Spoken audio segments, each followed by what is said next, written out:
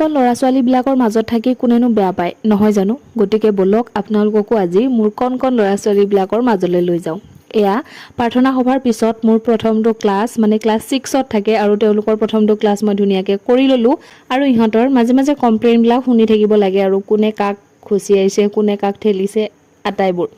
আৰু দেখিছে এয়াও মানে গোটেইবিলাক কমপ্লেইন দিবলৈ অহাই আছিল। তাৰপাছত মোৰ নিৰ্ধাৰিত গোটেইবিলাক ক্লাছ মই ধুনীয়াকৈ কৰিলোঁ। কৰি উঠি অফিচত জিৰণি ল'বলৈ বুলি অকণমান সময় আহিলোঁ, বহিলোঁ আৰু লগতে এয়া দেখিছেনে ধুনীয়াকৈ চাহ পানী খালোঁ।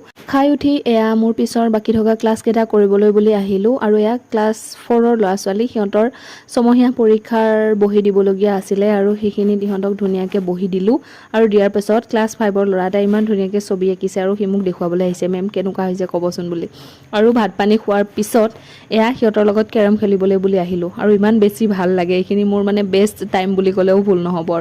আৰু কেৰম খেলি উঠাৰ পাছত এয়া ৰবাব টেঙা কাটিছিলে, তাকে আকৌ খাবলৈ বুলি আহিলোঁ। আৰু এয়া ঘৰত অহাৰ পিছত শুনিবচোন ল'ৰাটোৱে মায়াবিনী গাইছে। ৰাতিৰ বুকু দেখা পালোঁ তোমাৰ সখী আকাধীনা কোপনাই